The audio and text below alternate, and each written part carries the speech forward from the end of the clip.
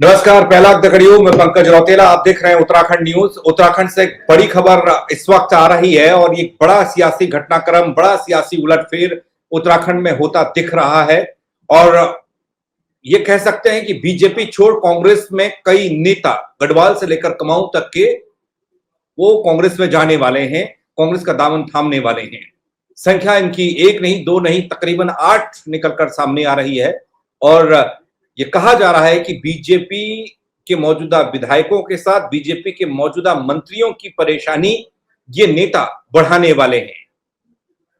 क्यों आखिर ये घटनाक्रम घट रहा है, इसके पीछे कौन है, किस वजह से बीजेपी के नेता बीजेपी छोड़ कांग्रेस में जाने को मजबूर दिख रहे हैं, ये जानने और समझने की कोशिश करेंगे हम। मेरे साथ मेरे सहयोगी देहरादून से अजीत जुड़ रहे हैं। अजीत के पास हम चलते हैं और उनसे जानने की कोशिश करते हैं कि आखिर ये पूरा मसला है क्या, क्या ये खबर क्या कहती है, थोड़ा बताइएगा। बिल्कुल पंकज, अब से कुछ ही देर पहले ये जो खबर है ये काफी सुर्खियों में आई है, क्योंकि जिस तरह से एकाएक ये चर्चाएं तेज हुई कि उत्तराखंड प्रदेश के कई भाजपा नेता कांग्रेस को ज्वाइन करने वाले, और ये पूरा जो ज्वाइनिंग का कार्यक्रम है ये दिल्ली में आयोजित किया जा रहा है, तो इसको लेकर तमाम तरह की सियासी चर्चाएं भी यहाँ पर तेज हो गई हैं। और सीधे तौर पर देखा जाए तो भाजपा के ही पूर्व विधायक, पूर्व कई कद्दावर नेता कांग्रेस को ज्वाइन करने जा रहे हैं। और जिस तरह की जानकारी मिल रही है कि कल दिल्ली में एक बड़े कार्यक्रम में ये सभी नेता कांग्रेस का दामन थामेंगे, मतलब सीधे तौर पर कहा जाए तो हाथ का साथ थामने का ये काम करने जा रहे हैं। और कुछ इसी तरह का घटनाक्रम अगर आपकी भी संज्ञान में हो या दर्शकों की भी संज्ञान में, तो 2016 में भी कुछ इसी तरह का घटनाक्रम हुआ था। मार्च का ही महीना था, 18 मार्च की तारीख थी कि भाजपा छोड़कर कई जो नेता थे वो इस तरह की चर्चाओं में शामिल थे, लेकिन झटका लगा था कांग्रेस को।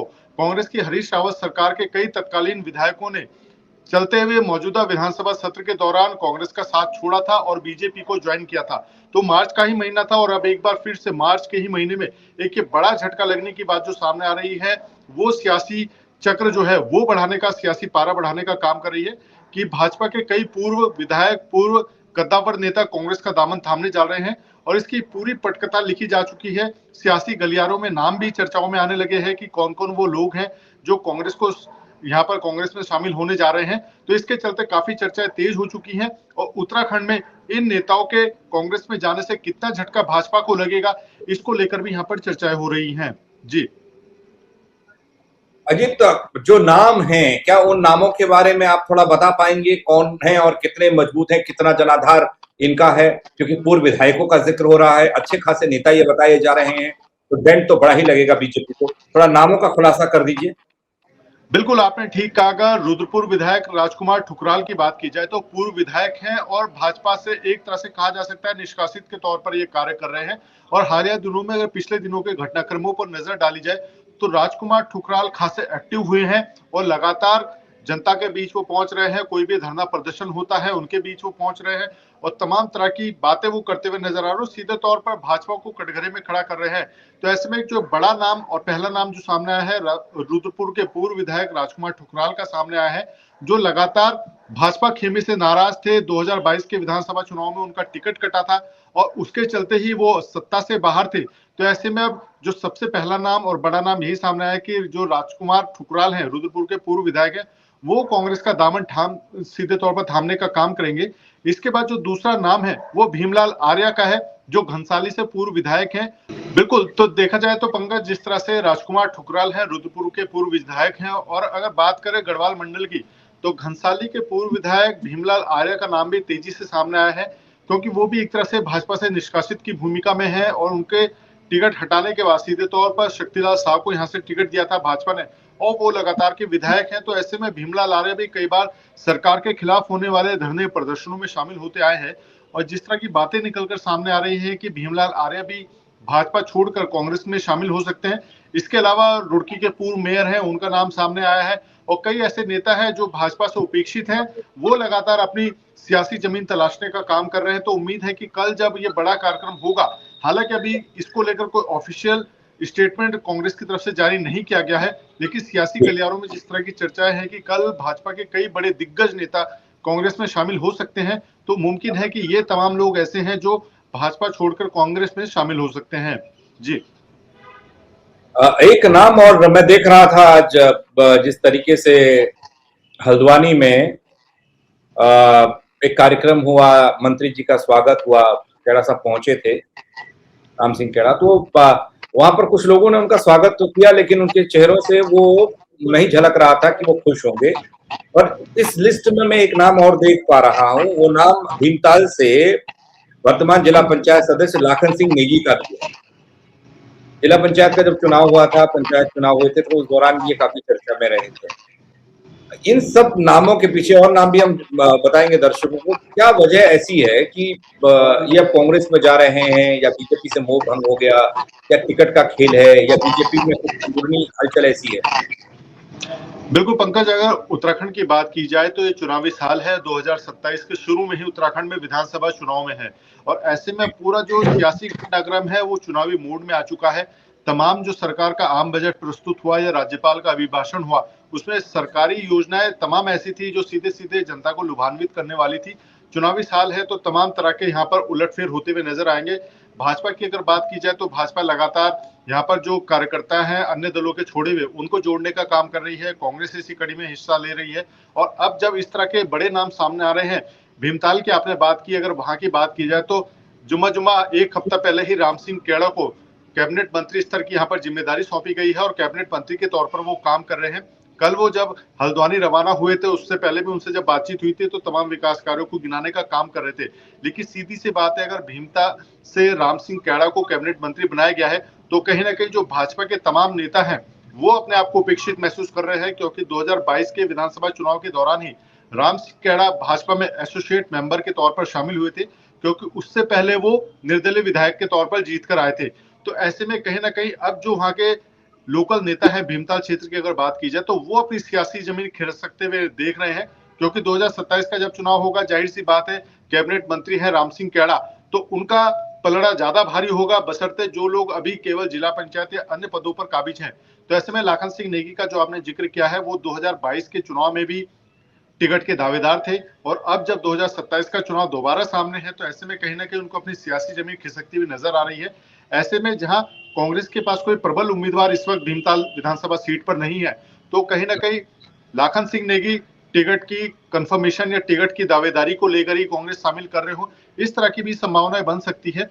हालांकि कौन वो चेहरे होंगे जो कांग्रेस में शामिल हो रहे हैं, इनका खुलासा भी नहीं हुआ है, लेकिन जिस तरह के बड़े नाम सामने आ रहे हैं, चाहे रुद्रपुर से राजकुमार ठुकराल की बात हो, भीमताल सीट से ये लाखन सिंह नेगी की बात हो, या फिर भीमलाल आर्या की बात हो जो घनसाली सीट का प्रतिनिधित्व करते, ये तमाम ऐसे बड़े चेहरे हैं, चाहे फिर रुड़की के पूर्व मेयर की बात हो, जो लगातार अपनी सियासी जमीन तलाशने का काम कर रहे हैं और अब कांग्रेस की नाव पर सवार होने की उम्मीद में है। जी। कुछ और नाम जो चर्चा में, नारायण पाल सितारगंज से पूर्व विधायक, गौरव गोयल जिनका नाम आप ले रहे हैं, पूर्व मेयर रुड़की, ये इनकी चर्चा है। और इसके अलावा अनुज गुप्ता, पूर्व नगर पालिका अध्यक्ष मसूरी, जहां से मंत्री जी गणेश जोशी आते हैं, इनके लिए भी मुझे लगता है कि मंत्रियों को खेलने की रणनीति थोड़ा फर्क डालेंगे वहां। बिल्कुल पंकज, अगर मंत्रियों की बात की जाए तो मसूरी विधानसभा सीट हॉट सीट बनी हुई है और सीधे तौर पर कह सकते हैं कि सबसे ज्यादा जो फोकस होता है, अगर कोई भी प्रदेश के बाहर से अगर उत्तराखंड आता है तो उसके जहन में सबसे पहला नाम मसूरी का आता है। जब भी वो तलाश करता है मसूरी की, तो पहाड़ों की रानी के साथ वहां के स्थानीय कौन जनप्रतिनिधि हैं, कौन लोग वहां के तमाम लोग हैं जो काम कर रहे हैं। ऐसे में अगर मसूरी का नाम आता है तो गणेश जोशी है।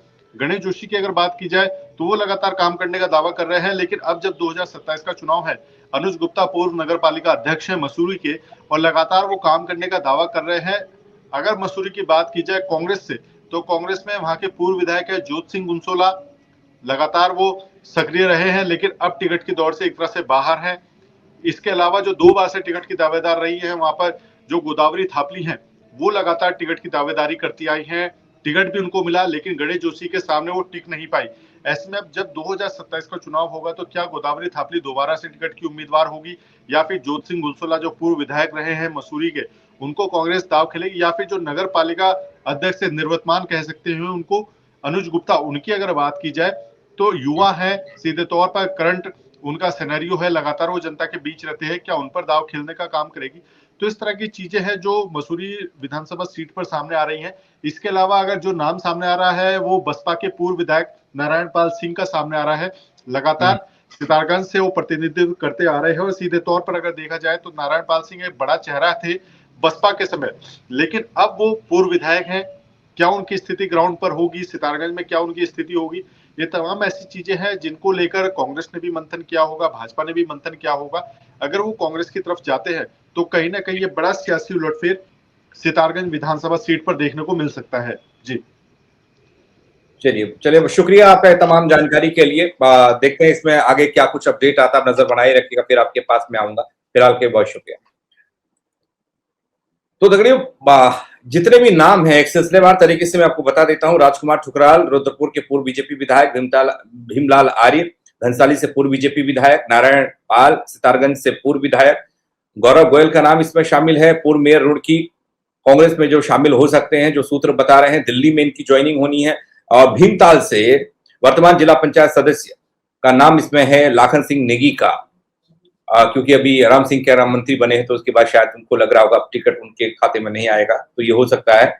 अनुज गुप्ता काफी प्रभावशाली हो सकते हैं क्योंकि गणेश जोशी के खिलाफ एंटी इनकम्बेंसी और तमाम तरह के सवाल उठते रहे हैं और इनकी खबर यह है कि अनुज गुप्ता भी कांग्रेस में जा रहे हैं। यशपाल राणा रुड़की से हैं, उनका नाम भी इस लिस्ट में दिख रहा है। और दोस्तों, माना यह जा रहा है कि सभी जो नेता जो मैंने आपको बताए जो कांग्रेस ज्वाइन करेंगे, जो खबर आ रही है, और ये कहा जा रहा है कि ये राजनीतिक गलियारे में अच्छी खासी पैठ रखने वाले नेता हैं, अपने अपने क्षेत्रों में मजबूत जनाधार इनका है। और ये घटनाक्रम अगर होता है तो जाहिर सी बात है बहुत कुछ बदलता दिखेगा, समीकरण बदलते दिखेंगे और वो डेंटिंग पेंटिंग वाली बात भी हो जाएगी। बीजेपी के लिए भी एक बार फिर से सोचने वाली बात हो जाएगी कैसे बीजेपी उन क्षेत्रों में जहां जहां पर ये लोग उतरेंगे या जाहिर सी बात है कुछ टिकट के लिए जा रहे होंगे, कुछ और रणनीति के हिसाब से जा रहे होंगे, वहां पर उनके खिलाफ रणनीति बनानी होगी। अब वक्त बताएगा, कांग्रेस में शामिल होंगे तो खबर भी जल्द से आपको पहुंचाऊंगा, आपको बताऊंगा। लेकिन इसको लेकर आप क्या कहेंगे, इस बीजेपी में बगावत भगदड़ जो कह लीजिए आप इसको लेकर आप क्या कहेंगे, अपनी राय जरूर दीजिएगा। क्या ऐसा है बीजेपी में? बीजेपी तो कहती है वो बड़ी अनुशासित पार्टी है, मजबूत पार्टी है, उसका कार्यकर्ता समर्पित है, लेकिन ऐसे हालात क्यों बन रहे हैं चुनाव से ठीक पहले उत्तराखंड में? फेसबुक पर देखेंगे तो फॉलो कीजिएगा, यूट्यूब पर सब्सक्राइब कीजिएगा। मेरे साथ जुड़ने के लिए दोस्तों बहुत शुक्रिया। जय उत्तराखंड।